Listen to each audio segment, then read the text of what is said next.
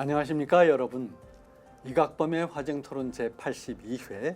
오늘은 미중 무역전쟁, 패권전쟁인가 가치전쟁인가 하는 제목으로 두 분 전문가 모시고 토론 이어가겠습니다.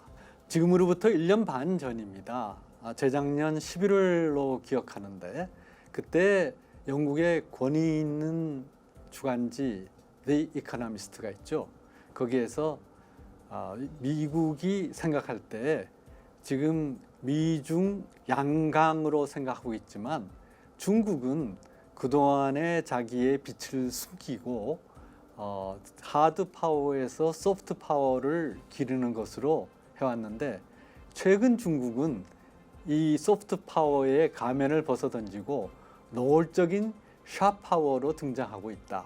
그래서 이 샤 파워로 등장한 중국이 세계 갈등의 지뢰가 되지 않을까 하면서 이 남중국해에 기뢰가 잔뜩 깔린 표지 사진을 내걸었습니다.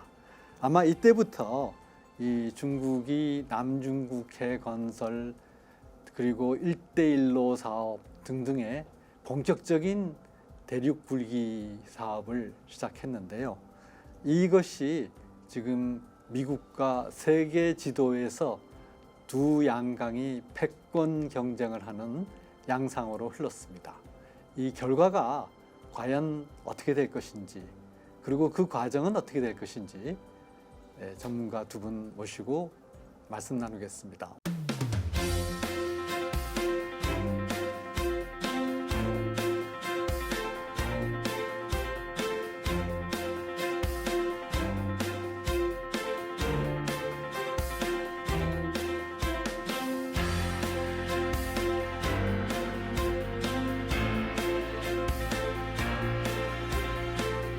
오늘 이 자리에 참석해 주신 두 분은 먼저 박영하 명지대학교 물리학과 교수님 나오셨습니다. 안녕하세요. 네, 박영하 교수님은 뭐 여러분 다 잘 아시지만은 전에 국회의원도 하셨고 또 한국과학기술평가기획원의 원장도 역임하신 바 있습니다. 현충식 프랭클리 인코퍼레이션 이사님 나오셨습니다. 네, 안녕하십니까.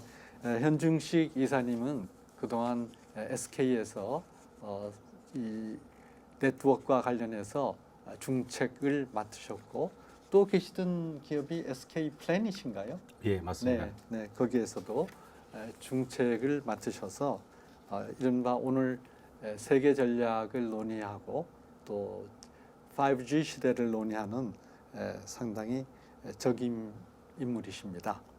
박영하 원장님, 예. 시진핑 주석 시대에 중국은 도강양회의 가면을 벗고 네. 본격적으로 대륙 굴기를 선언했습니다. 네. 그리고 정치적으로는 옛날에 후진타오 시대와 확연히 다르게 네. 지금 처신하고 있는데 중국의 지도자에 대해서 마오쩌둥급 그리고 장점인 후진타오급 이럴 때 이번에 시진핑 주석은 새로운 시황제다라고들 얘기하죠. 네. 그러니까 마오쩌둥급에 올라섰던 그런 겁니다. 근데 마침 이 시진핑 주석이 국가 지도자 또 정신적 지도자 중국의 전략적 지도자로 올라선 이 마당에 중국은 경제적으로 4차 산업혁명과 그리고 5G 네트워크 변화 이런 시대에 접어들었습니다. 이게 이제 미중 간에도 기술 전쟁, 그다음에 군사 경쟁 이걸로 이제 나오고 있는데 이런 그 복잡한 문제의 양상에서 어떤 점이 우리가 맥락으로서 읽어야 될 점입니까? 네.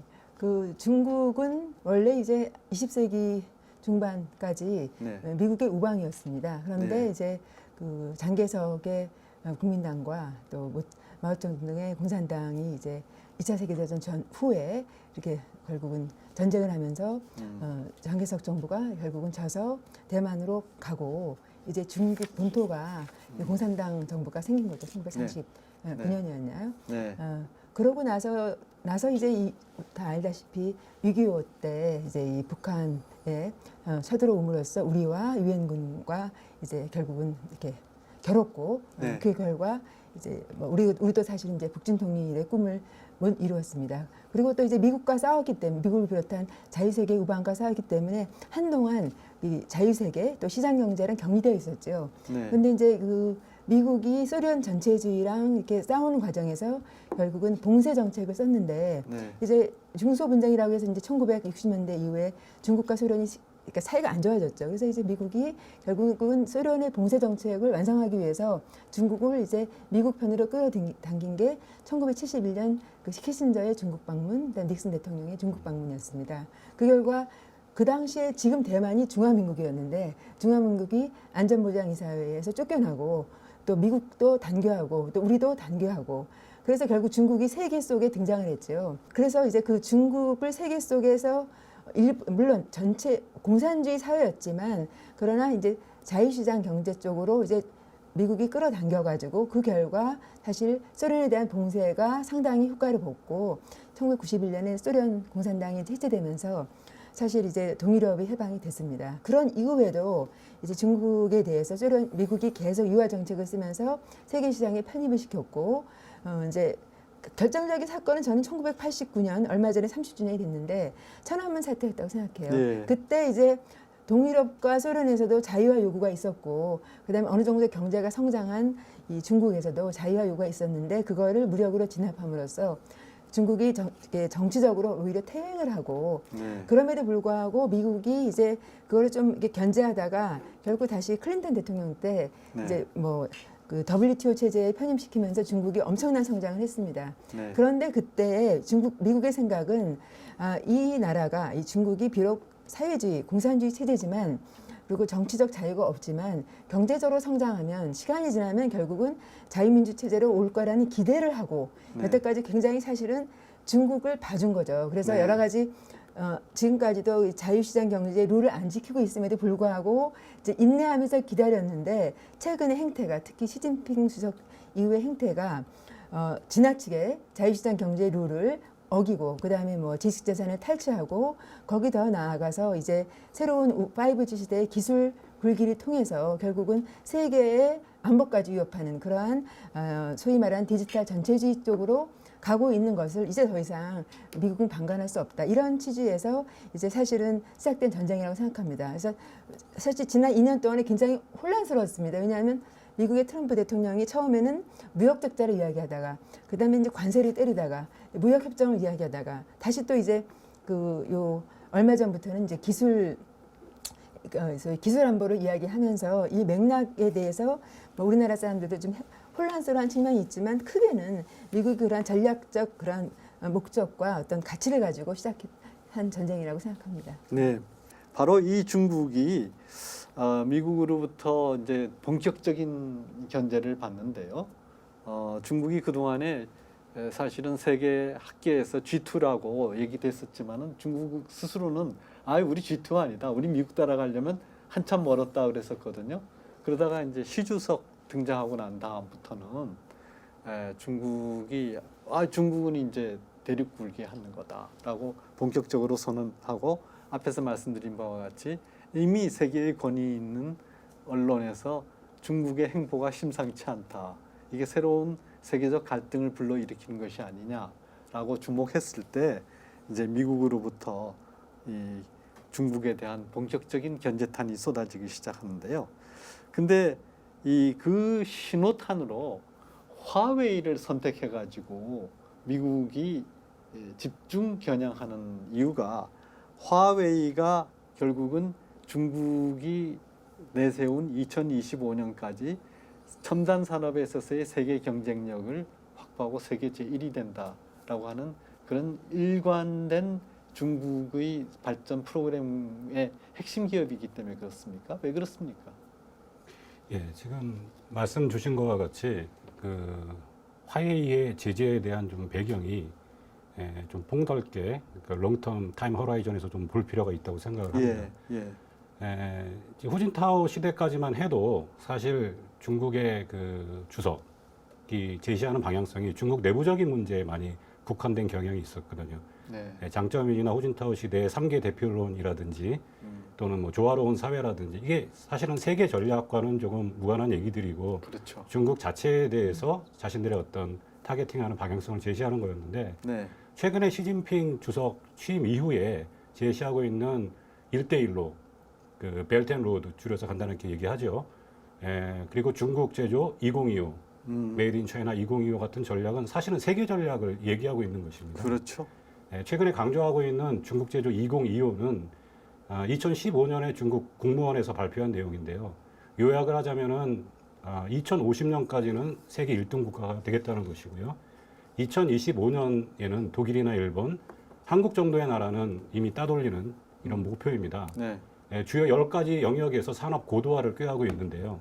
정보라든지 로봇이라든지 이러한 첨단 관련된 분야뿐만 아니라 농업까지 포함해서 10개 분야에서의 전방위적인 산업 고도화를 꾀하고 있습니다.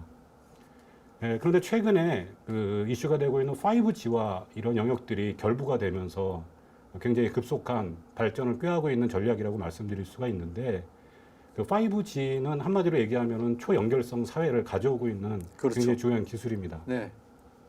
이 5G가 정상적으로 작동하기 위해서는 결국에 그런 굉장히 고성능의 통신 기기들이 그 많은 곳에 깔려 있어야 되는데 현재 기준으로 화웨이가 굉장히 좋은 기술력을 가지고 있고요.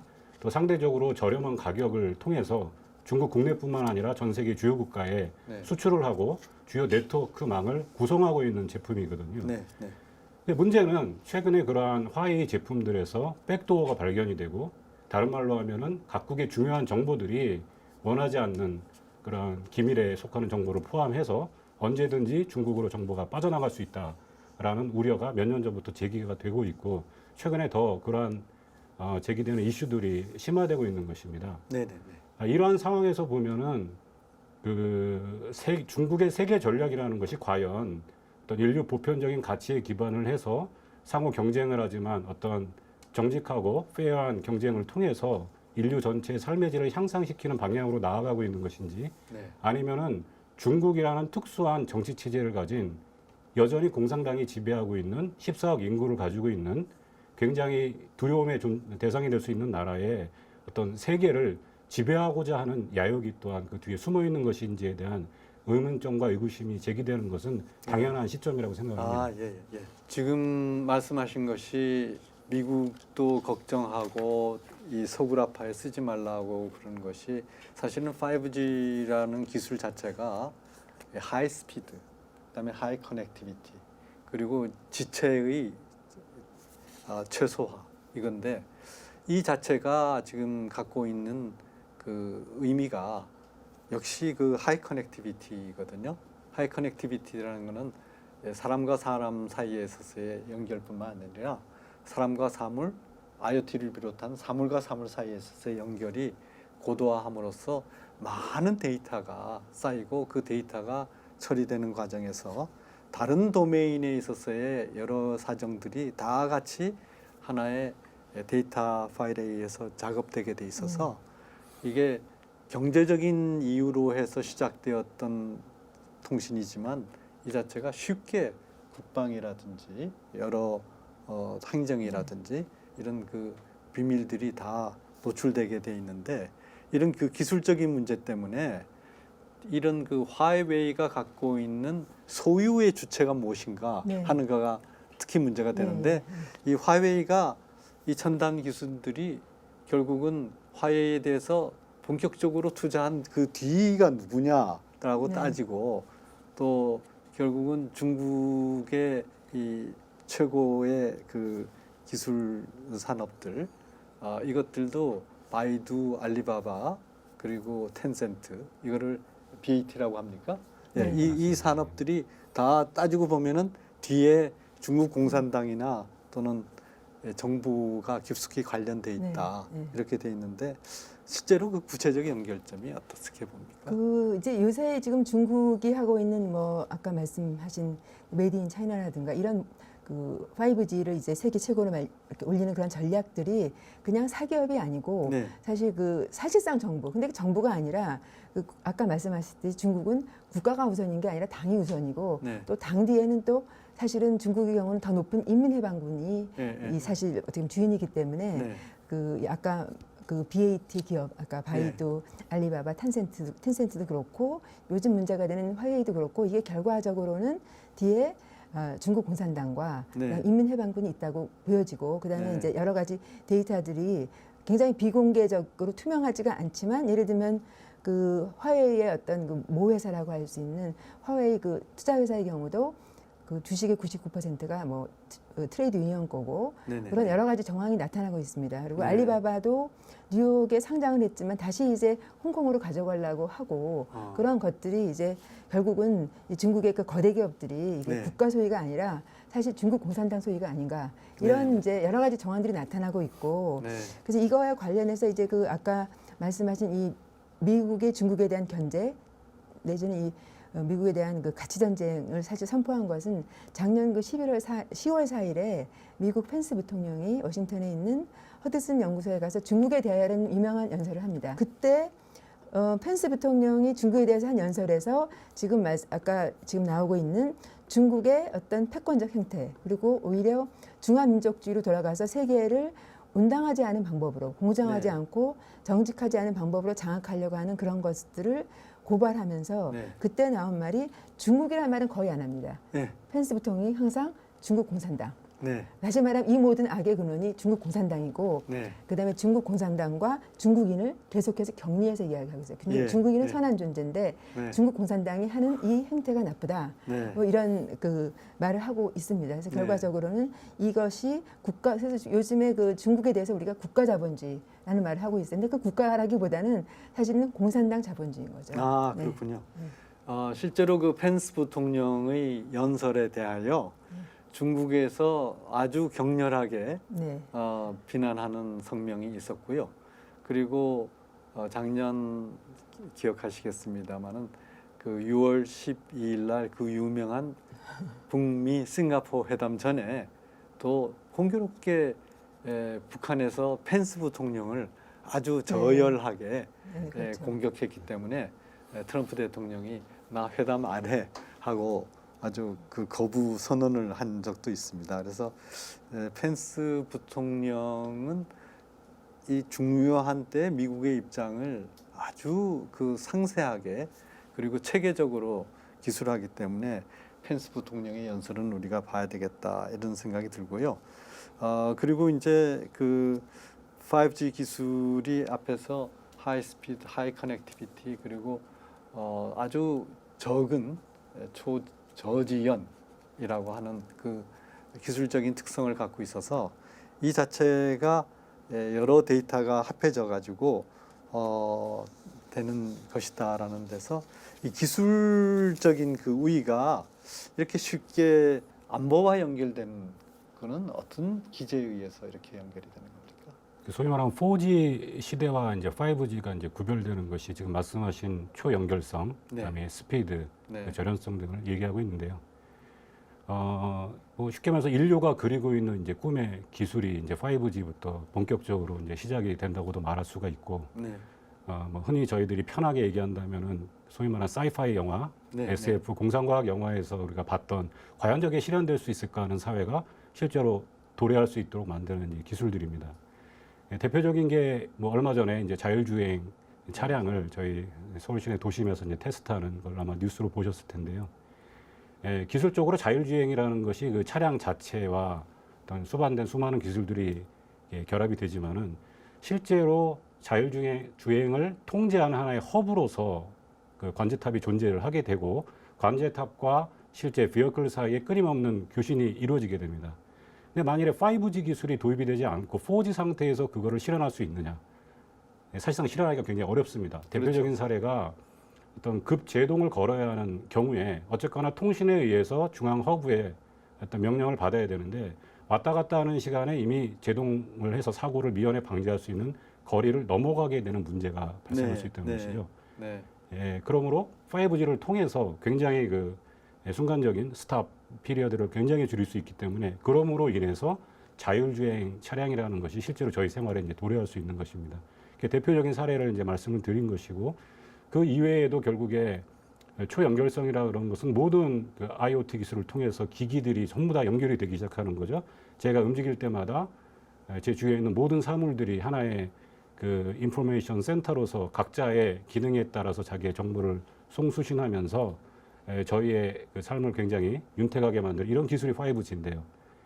근데 문제는 그런 5G의 이 통신 영역을 누군가가 나쁜 마음을 먹고 장악을 할 수 있다면은 사실상 그 비하인드 씬 보이지 않는 뒤에서 이 세상을 지배할 수 있다라는 굉장히 그 저희가 그 디스토피아적인 어떤 소설이나 영화 속에서 봤던 그러한 것들이 또 실제로 가능하고 도래할 수 있다라는 이 양면의 그 측면을 다 갖고 있는 것입니다. 네네네. 근데 하필이면 이 중국이 이제 부상하는 이 시점에 그들이 강조하고 주장을 하고 주로 기술을 탈취하고 특히 대부분의 이제 미국 기업들이 이제 많이 연관이 되어 있는데 그런 과정들이 미국이 그걸 과연 용납할 수 있는 수준인가? 개발도상국이 경제 성장을 위해서 어느 정도 수행하고 있는 일반적인 어떤 초기 단계 그런 수준을 넘어서 실제로 하나의 그 도미넌트한 파워로서 지배력을 갖고 있는 수준을 넘어간다고 이제 판단하는 시점이 온 것 같아요. 네네. 그러한 측면에서 그 뭐 미국만의 우려가 아니라 서구 그다음에 저희 자유와 어떤 이런 인간 존엄성을 가치에 두고 있는 모든 국가들이 굉장히 주의 깊게 살펴볼 문제라고 생각을 합니다. 근데 중국의 화웨이뿐만 아니라 미국이 최근에 그 슈퍼컴퓨터에 대한 제재도 하지 않았습니까? 그것도 같은 맥락입니까?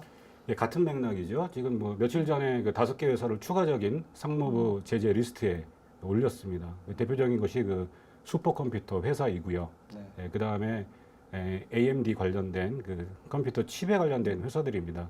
저희가 이러한 그 통신에 관련된 거를 포커스해서 제가 말씀을 드렸지만은 그 통신 기기들을 만드는데 들어가는 중요한 요소로서의 반도체 관련된 칩들, 그 다음에 어쨌거나 연산을 통해 가지고 뭔가 산출물을 빠른 시간 내에 내야 되는 게 결국 슈퍼컴퓨터 아니겠습니까? 예. 물론 대부분의 경우 그런 것들이 국방에 관련된 많은 기술과 무기들에도 연결이 되는 것이고요. 중국이 굉장히 그동안 육성해 왔던 것이 그런 영역들이었고 실제로 위협이 되는 증거가 있기 때문에 미국 상무부가 제재를 시작했다고 볼 수 있겠습니다. 아, 네. 근데 이제 이 미국이 기술적인 문제 또 앞에서 말씀드린 바와 같이 중국이 불공정 무역하는 거, 그다음에 불공정 금융 관행 이런 것들도 문제 삼았지만 중국 정부의 독재의 네, 문제를 갖다가 상당히 노골적으로 비난하지 않습니까? 네. 그러니까 이게 이제 처음에 그 이 무역 적자에서 시작해가지고 이제 어떻게 보면 전쟁 뭐 이렇게 갈등 내지 전쟁 양상이 이제 이렇게 네. 고도화되고 있는 그 정점에 저는 이제 가치 전쟁이 있다고 생각합니다. 근데 비교하자면 영국에서 미국으로 패권이 넘어왔을 때는 굉장히 자연스러웠어요. 왜냐하면 같은 가치를 공유하고 있었고, 그 다음에 영국을 비롯한 이 유럽 대륙이 그 2차 세계대전으로 굉장히 그 나치와 그 파시즘과 그 전체주의와 싸우는 과정에서 동맹이었고 그런 네. 가치를 공유했던 사람이 그런 이 국가이기 때문에 그 패권 이동이 굉장히 자연스러웠습니다.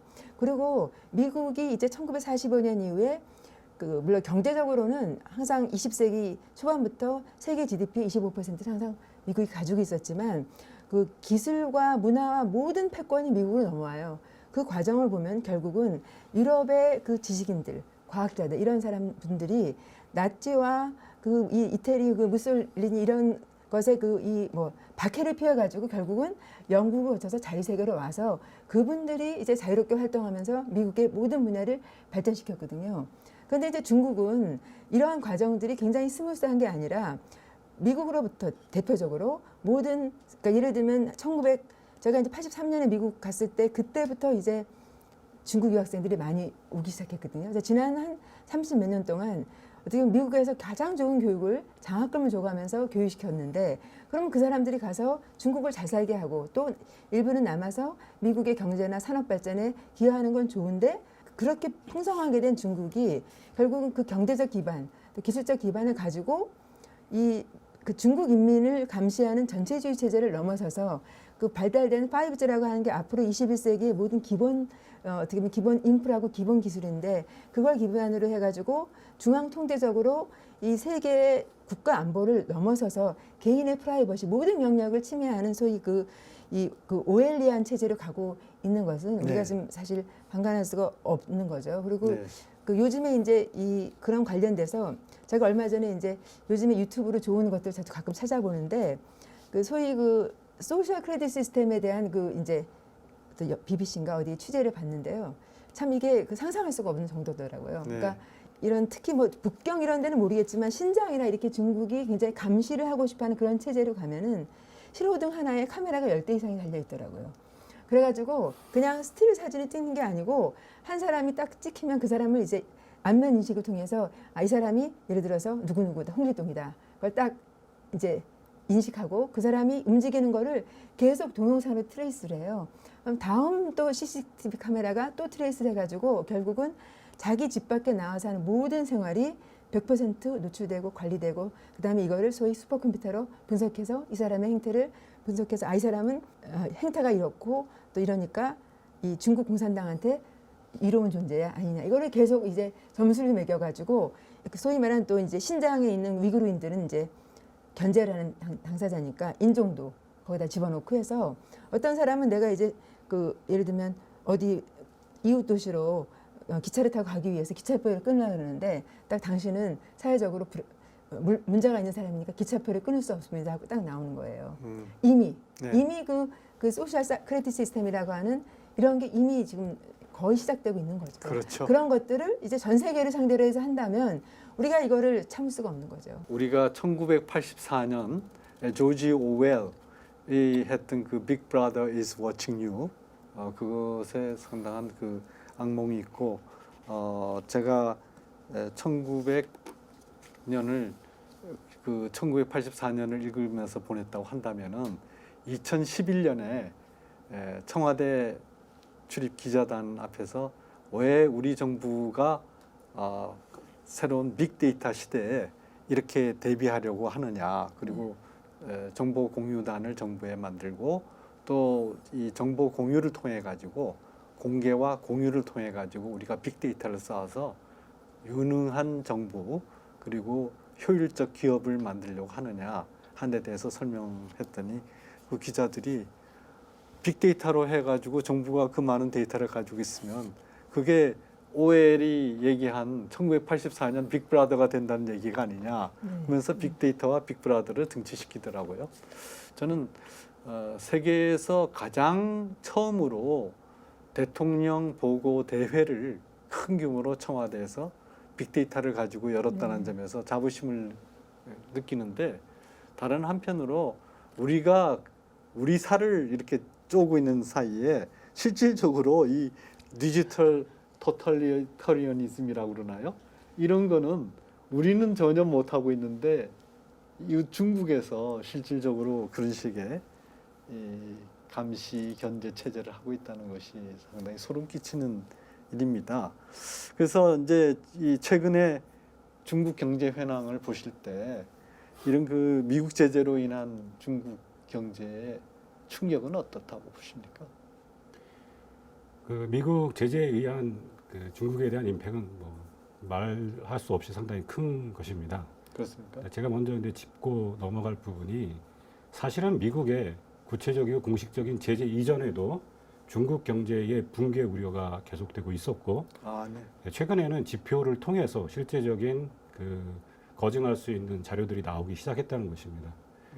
저희가 이 조롱 경제라고 하죠. 그 세장 경제. 네네네. 그 하나의 자본주의를 중국이 도입을 했지만은 그 뒤에서는 막후에서는 실제로 그 공산주의가 끊임없이 지켜보고 있고 어떤 거시경제 차원에서 끊임없이 간섭을 하고 있는 이 이중적인 구조를 중국어로 이제 조롱 경제, 세장을 지켜보고 있다 공산당이 이제 이런 뜻의 경제입니다. 그럼 과연 그런 굉장히 그 어설픈 조합을 통해서 중국이 경제가 어디까지 발전할 수 있느냐에 대한 의구심이 계속 있었고요.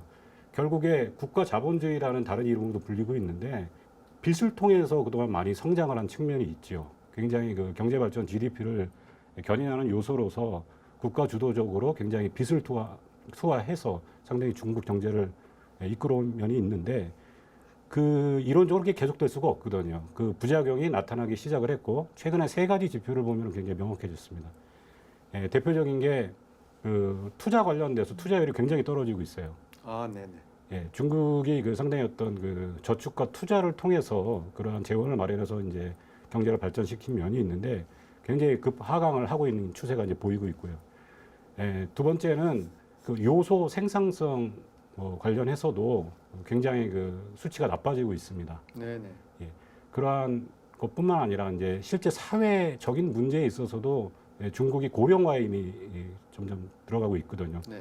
그동안 상대적으로 중국 내륙 지방의 그런 그 민농공이라고 이제 불리는 사람들을 통해서 저임금 어떤 산업 개발을 많이 해왔는데 실제로 그러한 투입될 수 있는 노동의 량이 급격하게 이제 줄어들고 있고 일어날 수 있는 연령이 굉장히 노쇠되고 있습니다. 이러한 추세를 통해서 실제적으로 중국의 경제 성장률이 굉장히 이제 하강을 하고 있고 그 굉장히 중국이 타이트하게 관리를 하고 있는 금융 부분에 있어서도 최근에 내몽고 지역에 있는 포상은행이 실제적인 파산을 했습니다.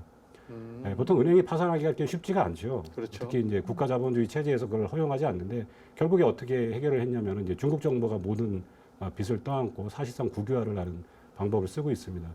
이러한 실제적인 중국 경제의 하강 그 압력을 받고 있는 가운데 미국이 꺼내든 이런 관세, 뭐 관세 전쟁이라 부를 수 있겠죠. 전쟁을 통해서 중국 경제가 어려움에 봉착하고 어떤 붕괴되는 과정은 가속화된다고 이제 말을 할 수가 있겠습니다. 며칠 전에 일본 경제신문에서 제가 읽었는데 중국이 근년에 외환 보유고가 급속히 감소하고 있다 그래요. 방금 전에 우리 현 이사님 말씀하신 것과도 같은데요. 그래서 중국이 이제는 외환 강국이 아니다. 네. 일본 경제신문에서는 그렇게 결론 내면서 이 막대 그래프를 이렇게 보여줬습니다. 그래서 중국이 그동안에 자랑했던 것이 세계 제1의 달러 보유고, 네. 그다음 미국 국채 보유 국가다 하는 건데 그 중국의 특성상 기업 부채가 공공 부채로 환치될 수 있을 텐데 결국은 기업 부채라고 하지만 그 뒤가 말씀하신 네. 것처럼 당이 장악하고 있는 경제라면 그 자체가 우리처럼 사적인 그 부채가 아니라 공적 부채로 볼 수 있을 텐데 중국의 이 국가 부채 문제는 어떻게 될까요? 제가 이렇게 듣기로 중국이 미국 외환 보유가 굉장히 많다고 해도 그만큼의 또 빚이 있는 거죠. 외화로 된. 그러니까 사실은 거의 이게 거의 비슷하다고 합니다. 사실상. 그렇죠. 그래서 중국이 이렇게 네. 외환 보유고를 가지고 뭐 예를 들어서 뭐 미국 국채를 팔아가지고 뭘 한다든가 하는 레버리지가 사실상 이제 없다고 알고 있습니다. 그리고 이제 이게 중국의 우리나라의 기업은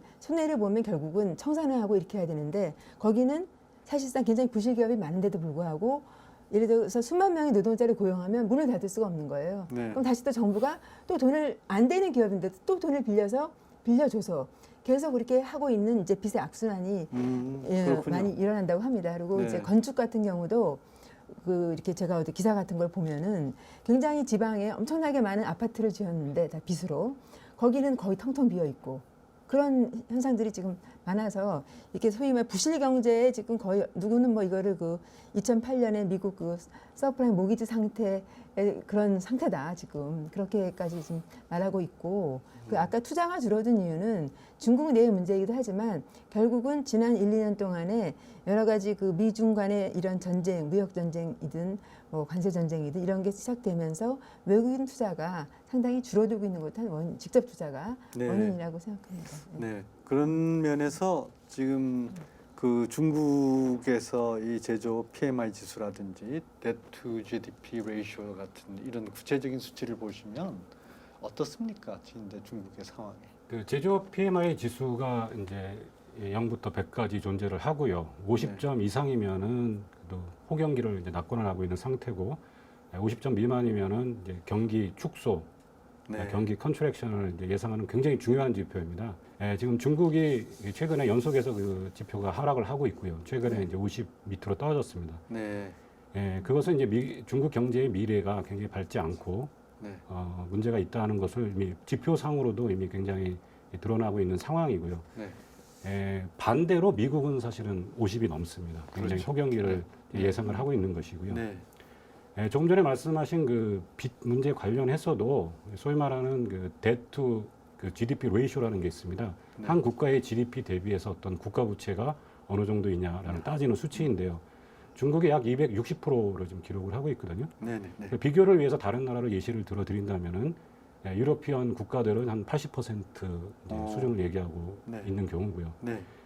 저희 나라도 뭐 불과 몇 달 전에 그 한국의 대한민국에 굉장히 적합한 데트 레이쇼가 얼마냐를 놓고 이제 경제부총리와 이제 어떤 대통령 간의 어떤 약간의 뭐 이견 차이를 보이는 듯한 발언들이 있었지 그렇습니다. 않습니까? 네, 그렇습니다. 당시에 이제 제시되었던 게 과연 40%를 지켜야 하느냐, 60%까지 높여도 되느냐라는 네. 이슈였습니다. 네. 이제 국제 기준하고 사실 우리나라 그 산출 방식이 틀리기 때문에 국제 기준으로 환원을 하면은 저희 나라 수준은 100%가 좀 상회하는 수준이고요. 그렇죠. 근데 그러한 일반적인 선진국들의 수치에 대비를 해서 볼 때에 중국의 260%라는 거는 뭐 상상을 초월할 정도로 이미 국가 부채가 많이 늘었다는 것이고요.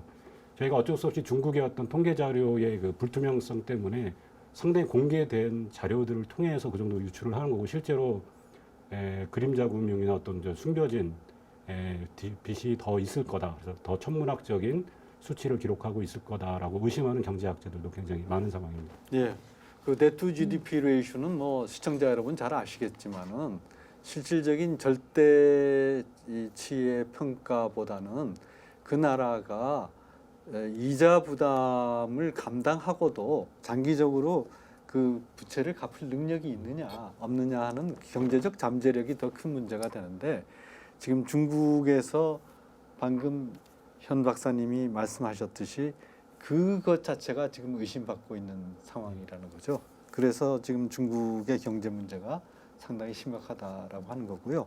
그리고 이 중국이 무역 문제나 이 경제 문제를 순수한 투자다, 무역이다 이런 차원에서 보지 않고 이거를 정치적인 문제와 연관시켜서 봤기 때문에 최근에 급격히 떨어지는 이 외국인 직접 투자도 또 그런 것과 문제가 있지 않는가. 미국과 관계가 이게 단순히 무역 전쟁일 뿐만 아니라 상당히 많은 이 정치적 이슈와 연관돼 있기 때문에 중국이 갖고 있는 불확실성이 있는 것 같습니다. 우리나라 경우에도 롯데에 대해서 사드라고 하는 상당히 우리가 보면은 억울한 그런 이유를 들어가지고 롯데가 결국은 그 많은 중국에 투자했던 3조 원 가량인가요? 투자했던 돈을 그냥 고스란히 남겨둔 채 철수했던 그런 그 아픈 역사가 있는데요.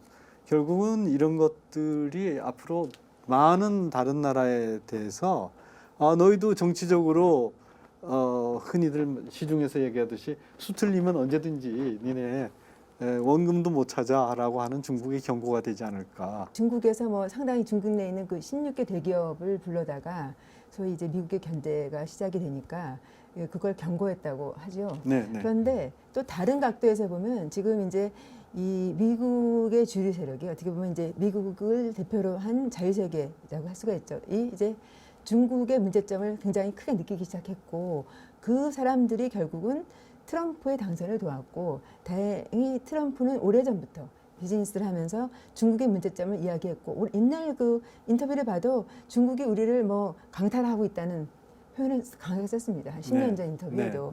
그래서 이제 맞아서 이게 이렇게 여기까지 온 건데 최근에 보면 이제 그 저희가 주목해야 될 게 그 지난 3월 25일에 그 커미티 온 프레젠트 데인저 그리고 더블 콜론 차이나 즉 중국이라는 현존하는 위협에 대응하는 위원회라는 게 만들어졌어요. 근데 이 위원회가 이제 미국 역사상 네 번째인데요. 주목할 만한 위원회는 이제 첫 번째가 아이젠하워 대통령이 되면서 그 미국의 이 보수주의 세력들이 이게 아이젠하워 대통령이 되면서 공화당의 그 고립주의를 갈까봐 이 즉 그 소련 전체주의에 대응한 이런 시스템을 이제 잘 못할까봐 만들어졌고.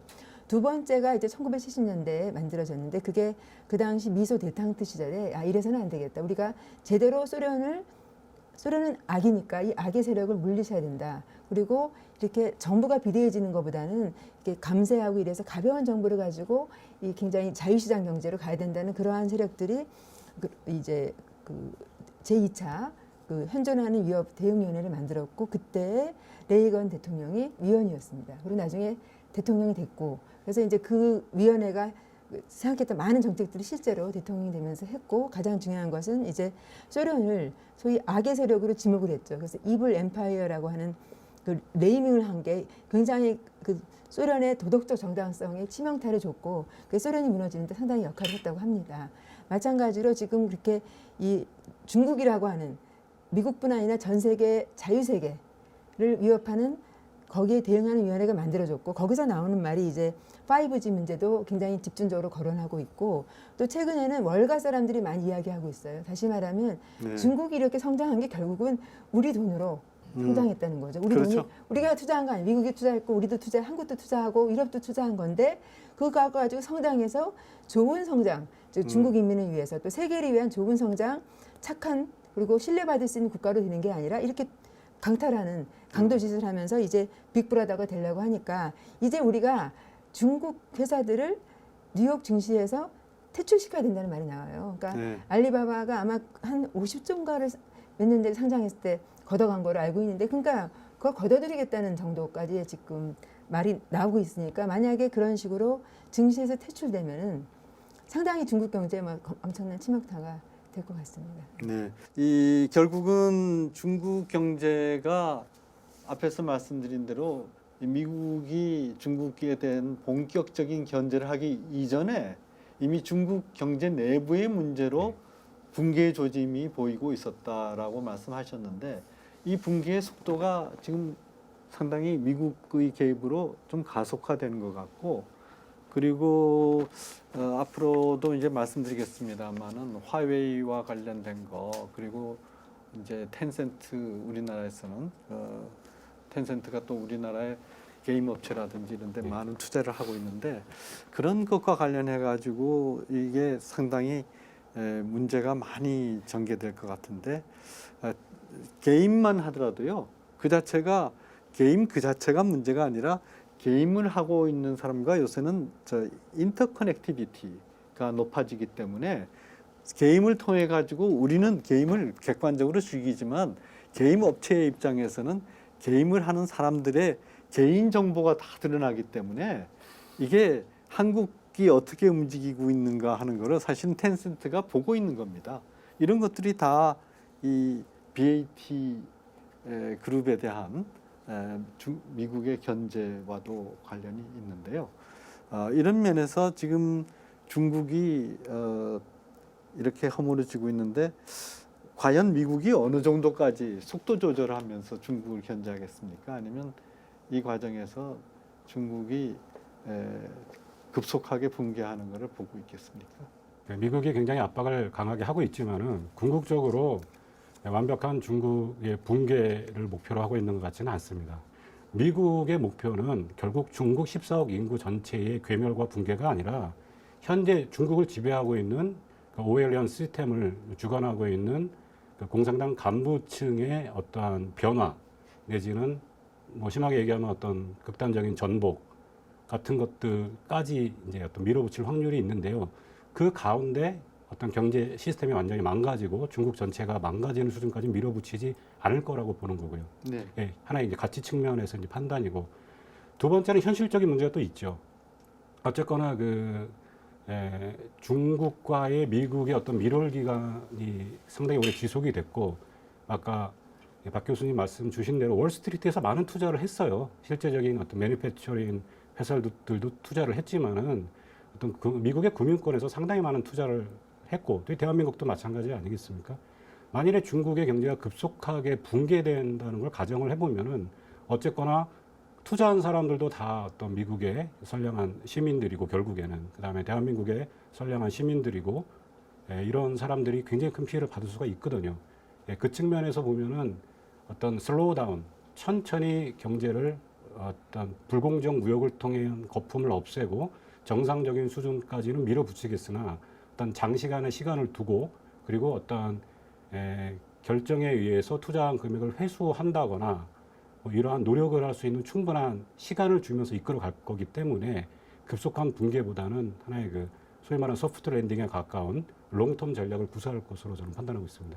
네. 우리가 5G 네트워크에서 중국에 이제 추월당한 것이 제가 지금 계산해 보면 한 2년 10개월, 11개월 네. 전입니다. 네. 근데 그때 뭐였냐면 중국은 화웨이가 5G 네트워크에 본격적으로 해서 우리나라의 어떤 기업도 중국 네트워크를 쓰게 하려고 그럴 때 그때까지 이 화웨이와 엄청나게 첨단 경쟁을 하던 삼성은 이재용 부회장이 국회 청문회 불려가 가지고 했고 또 LG 구본부 회장도 나는 왜 내가 여기 불려왔는지 모르겠다 그러면서 국회 청문회 다녀오고 난 다음에 바로 정경련에서 LG 네. 그룹이 탈퇴를 해버렸죠. 네.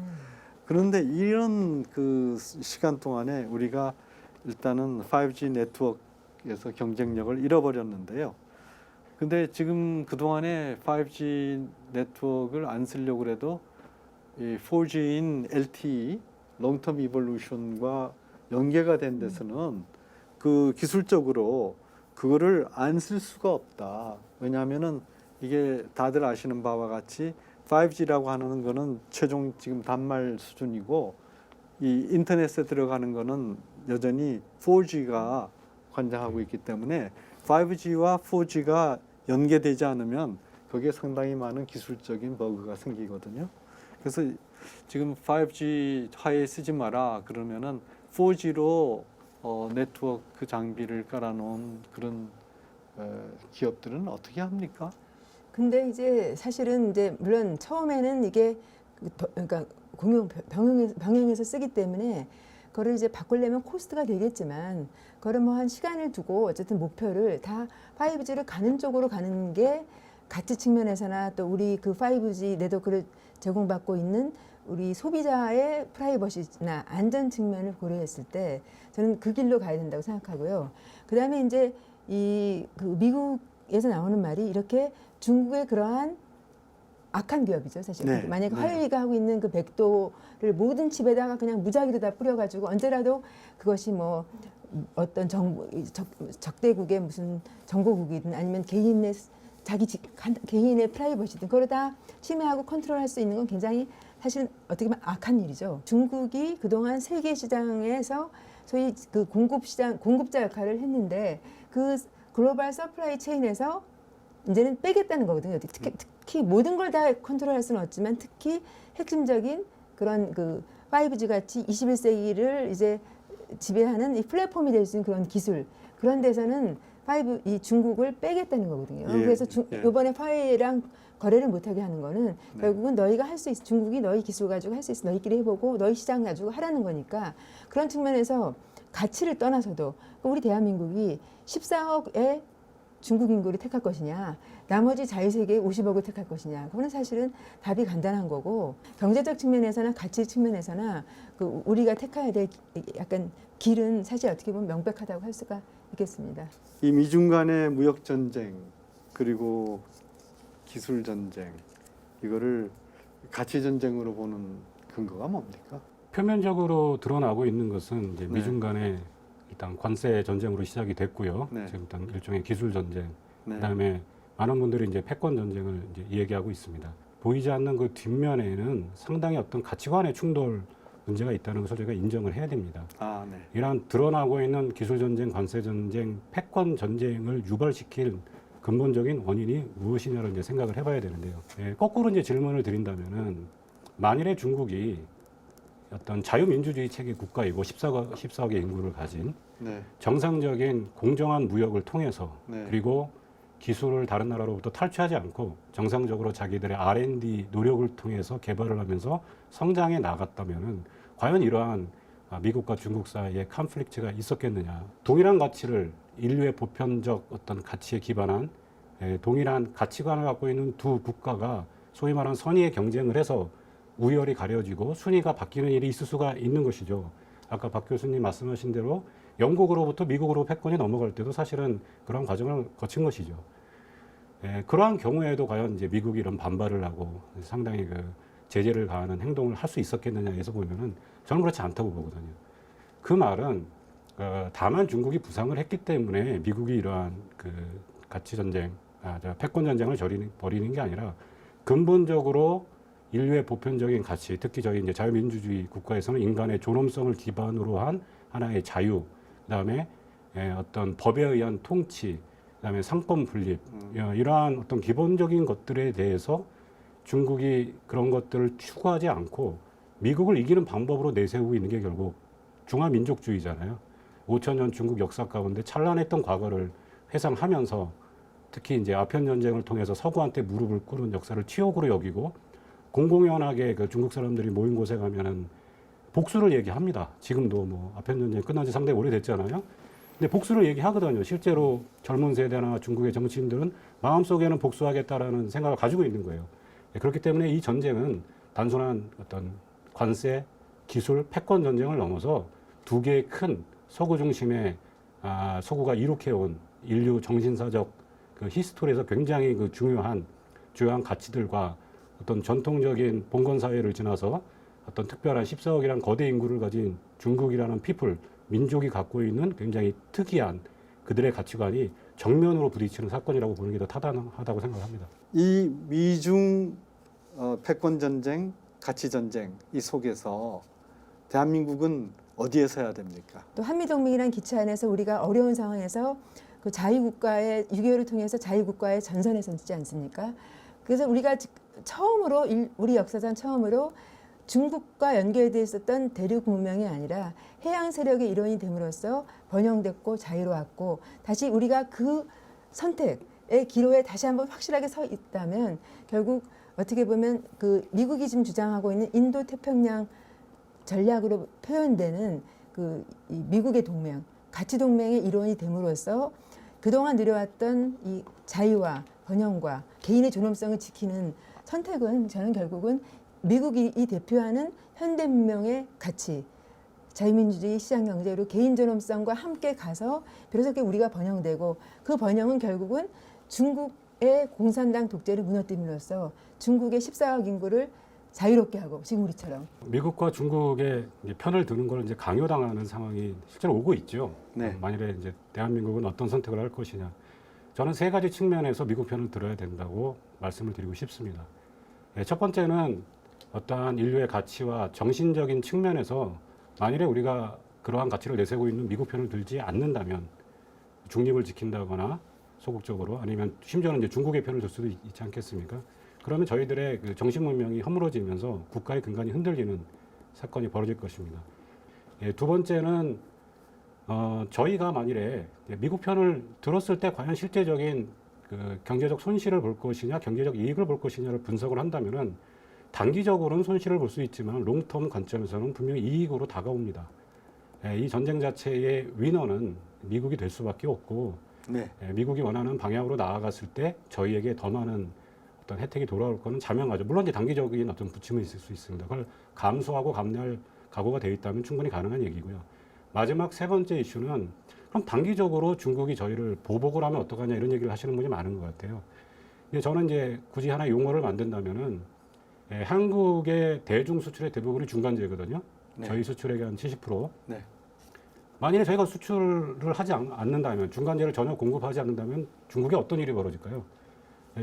미국뿐만 아니라 저희 나라도 중국을 붕괴시킬 수 있는 힘을 갖고 있어요. 네. 실제로 이 순간에 반도체 수출을 전면 중단한다고 치면 중국에 어떤 일이 벌어지겠습니까? 네. 무슨 말씀이냐면은 핵무기를 갖고 있는 나라끼리는 디터런스가 성립한다고 하지 않습니까? 그렇죠. 서로 공격하지 않아요. 네. 멸망할 수 있기 때문에. 네. 저희가 어떤 그 정도 가구까지 돼 있고 중간재 수출을 어느 날 끊어버린다면은 저희도 타격을 입겠지만은 중국도 회생이 불가능할 정도의 타격을 입힐 수 있기 때문에 그런 측면에서 디터런스가 맺어져 있는 것입니다. 네. 즉 중국이 쉽게 저희를 보복할 수 없다고 보고 있습니다. 그 세 네. 가지 측면에서 미국의 편을 드는 것이 충분히 가능하다, 필요하다라고 생각합니다. 이각범의 화쟁토론 제82회 오늘은 미중 무역 전쟁, 패권 경쟁인가 가치 전쟁인가 라는 제목으로 두 분 박영하 명지대학교 물리학과 교수님, 현중식 프랭클리 인코퍼레이션 이사님 모시고 토론을 진행했습니다. 21세기 첨단 시대에 저는 2000년 전 고사를 인용하고 또 옛날에 그 게임을 인용해서 정리하고자 합니다. 진시황이 중국 천하를 통일했을 때 진시황이 택한 전략은 원교 큰 공이었습니다. 가까운 나라는 공격하고 먼 나라는 친교를 맺어서 늘 가까운 나라는 정벌하고 먼 나라는 나중에 그 정벌의 울타리를 삼도록 했습니다. 그래서 통일을 했는데요. 이걸 거꾸로 하면은 가까운 나라와 친해서 먼 나라를 친다. 이거는 세계사의 흐름에서 멀어지는 것입니다. 또 바둑에서 흔히 얘기하기를 사소취대하라 이렇게 합니다. 적은 것은 버리고 큰 것을 취해라 이렇게 얘기하는데 우리가 무엇이 적은 것인지 무엇이 큰 것인지 분별해서 해야지 작은 것도 취하고 큰 것도 취하겠다. 그 바둑은 필패를 합니다. 우리는 이 점에서 올바른 선택을 해야 될 시점에 있는데 올바른 선택을 하고자 한다면 먼저 보편적인 것과 특수적인 것에서 무엇을 선택할 것인가? 당연히 보편성을 선택해야 됩니다. 또 장기적으로 이기는 편과 지는 편 중에 어느 편에 설 것인가? 이기는 편에 서야 됩니다. 그리고 마지막으로 오늘 토론 중에 아주 중요한 말씀 해주셨습니다마는 우리도 단순히 약소국으로 강대국이 치면은 얻어맞기만 하던 시대가 아니라 우리도 충분한 보복 능력을 갖고 있는 당당한 경제 강국이다 하는 점을 염두에 두고 우리의 그 자립적 전략 선택을 해야 될 것입니다. 감사합니다.